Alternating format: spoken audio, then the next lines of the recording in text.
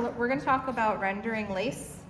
We will render leather briefly, and then we're gonna mount onto presentation board, okay? So with that being said, so here I've just got like a basic netting fabric. You can get a swatch of this for free at like Mood or any fabric store really. Just tell them you need a swatch, right? A sample of. I'll add some lace over top of this skirt.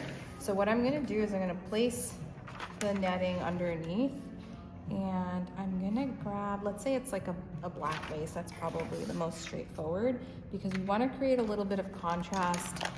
Oh, here she is.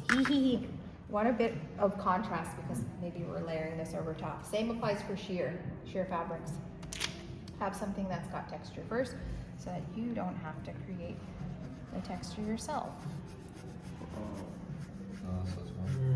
Okay, so again with like partial rendering, we know that it's sheer, we know that it's applied for the over the entire garment, but maybe think of where the light source is coming from, right? The light's hitting straight against the body. So I'm gonna create a darker effect or more prominent on the sides of the form, right? So if you think of it like looking at a photo of yourself and then looking at you right now, it gets darker towards the back of your head, toward the back of your body. If you want to get kind of extra with it, you can go like darker within like the pleats. So just to start, that would be if I had like a netting overlay on top of, for instance, like this cobalt fabric, and then it's pleated, and if you want to get a little like extra with it so it really feels like there's a second layer of fabric, we can even go off the perimeter edge.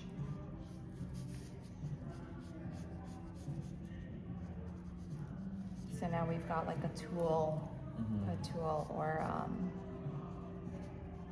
organza or chiffon overlay. Pretty straightforward. So chic. Now to bring it to that, like to being a lace, you all know what lace looks like. It's a netting base, and then there's gonna be some floral motif. So this is where I like to go in and create almost like that grading pattern, similar to what we did with the denim, where I'm just gonna like reinforce, you know, again, from the edges of the garment. And this would be like more of like a true thatching because I'm gonna do like an X effect. And that just starts to create like the base of my lace. I would still use like a netting because it just next level, right? This is my favorite. Thank you for staying late. Yeah, I mean, 2 days is not enough. So I hope you don't feel overwhelmed or like under-accomplished because you guys did so much in 2 days. I mean, just illustrating the croquis is like next level, and having like a good, because you're gonna use that forever, always. That's never gonna change. Granted, the poses are gonna become more complex. I did not trace out the waistband, but that's okay. So now we've got to add the motif. So depending on the scale of the fabric, you stay there. So here we've got a Chantilly lace. Chantilly lace is usually, it's got like a step and repeat of the motif. So talk about scale, right? I've got one big rose that fits about the back of my hand. So I'm gonna pick and choose where this is going, and I've got pleats too, so I'm just like torturing myself. But I'm just gonna create kind of a, hi, what's up? I know I'm leaking stuff.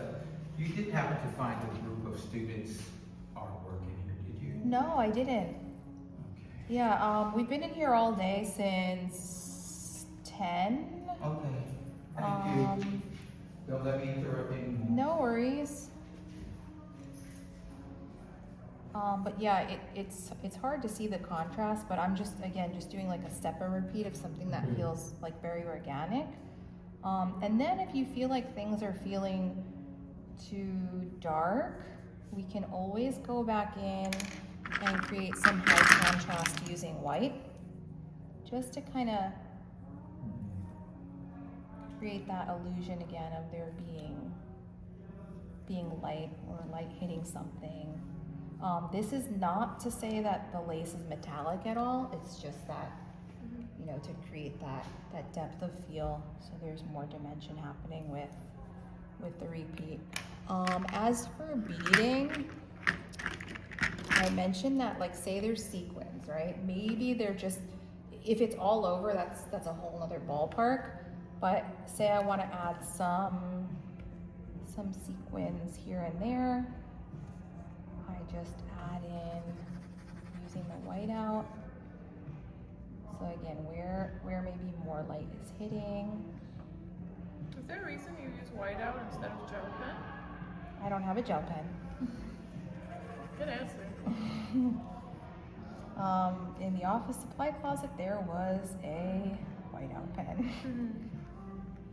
So this is a walking pose, right? Action pose. So that leg's coming forward, the light is hitting that leg a bit more, and maybe there'll be a bit of like tension that's coming across. So were you if you were handing these designs over for like something in your internship or something, would you pick out the fabric chart, like the fabric samples yourself? This is sick. I'm like really Yeah, pumped on how this turned out. But, if I were handing this over, would you pick out the fabric samples yourself, or would they just have to fully rely on this sketch to I would 100% include a swatch or some sort of physical reference. Would you not even make it without a swatch?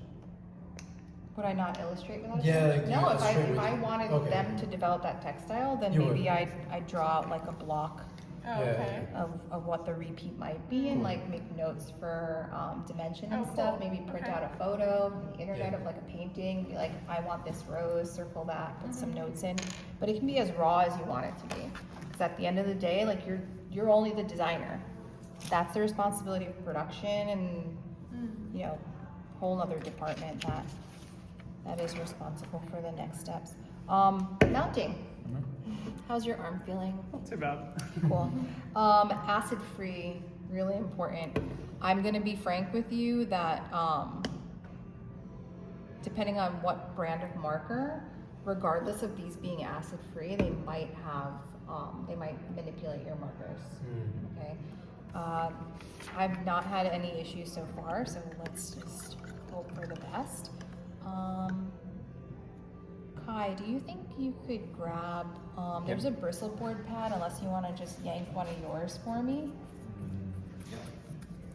So I'm not being too generous That's with, marker paper. yeah, it's like the heavier board. I'm not being too generous with the rubber cement, because I want it to be tacky when I put this It's all right. onto the bristle board. So it's almost like you're at the nail salon. It's the whiteboard. Ah, crap! Actually, See, it's that's kind of now one it's kind there, of like my on black, my gray marker. Yeah. Oh, yeah. Because I think I'm just stroking it with too much pressure there. May I? Use this one, Yeah. Sorry, time is money. Okay, so I'm gonna just lay this nice and flat onto here, and I'm gonna take a piece of clean tracing paper, and I'm gonna place that right over top, and I'm just gonna kind of smooth that out. Okay. And another reason that I use the tracing paper is I don't want to do what I'm doing to my tracing to my final. How did the pencil not smudge? Oh, it did. It's all over. Oh, your hand. Yeah, now it's on my pants. Okay, so I'm gonna let that sit and cook for a second. I'm gonna grab, you can use scissors if you like, and the age-old rule is that if they are scissors for fabric, you are not cutting paper with them. Okay, paper scissors can cut everything, fabric scissors only cut fabric. When we mount this Mama Jamma, we're going to cut her out with about like 1/8 of an inch border. Okay, it's just a nice pop when we put it onto the blackboard. Always cut toward your, I know this sounds stupid, you cut You should usually cut away from yourself, but in this case, you just want to get nice, Do it for the art. nice, Hurt even. yourself for this. We'll edit that out.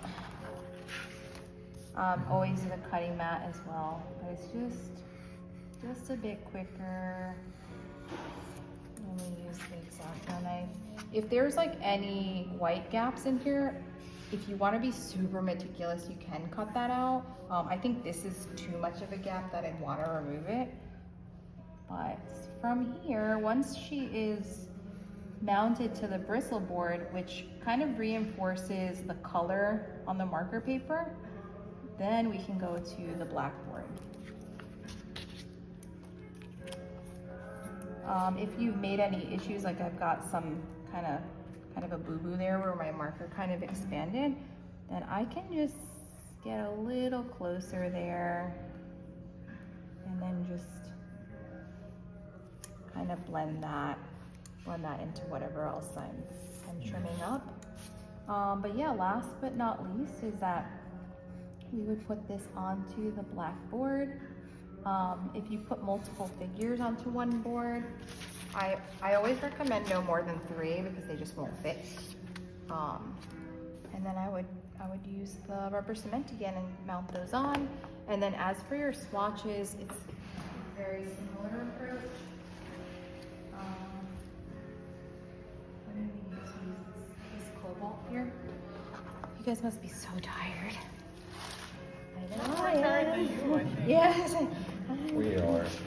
Okay, so we've got the remainder of this bristle board here. Could you grab a ruler from my cart, please? Sarah S. Yeah, there's rulers on the middle tier there. This one? So what we do, yes, so 2 by 2 inch. We've got this nice clean edge of the board that's already there, and this is holy smokes how my phone hasn't run out of space. Okay, so then we'll just map out 2 by 2. Do you always mount on black? No, you can mount on white, but white gets really dirty. Okay, so let's get that boy out. Oh, I was like, did I already cut it? That's amazing. I have to cut it again. Okay, 2 by 2. Same idea. And this is gonna stabilize the fabric, just as it's kind of stabilized our sketch. You get a cookie for your all your hard work. And then we find the right side of the fabric. Usually it just is a little bit more finished. It's not as dull. And grain line, we talked about that. So I'm keeping this with the grain line. If you're mounting swatches like all willy-nilly, it just looks so sloppy. If like, oh, you have a stripe and it's on a 30-degree angle, it's not a nice sight.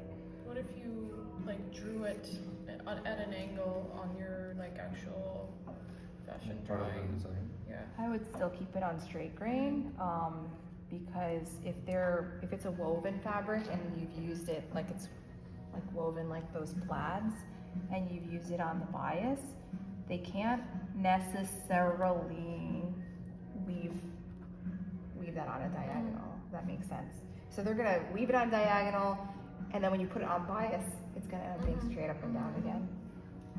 I don't know everything, but like a few things I know, so that one thing I do. So it might not be the prettiest. I'm so surprised that cut the fabric. It's very new. Like I said, the supply closet is, you gotta get in there before the semester ends. If you really wanna get crazy with it. But then from there I can use the glue stick, and I can mount my swatches down along my figure drawing, or you have a separate board for swatches, separate board for figures. The angle's changed, huh? Sorry. But that's it. Yeah, I'd use the glue stick to put them onto the boards, and then you can use your kneaded eraser, or they make like a rubber eraser that kind of looks like glue, and that can remove it once it's once it's set on the board. Usually the rubber cement's a lot more forgiving because you can kind of just like roll it off. But there you have it, people. Yay! Thanks for your patience and all No, your thank you. endurance.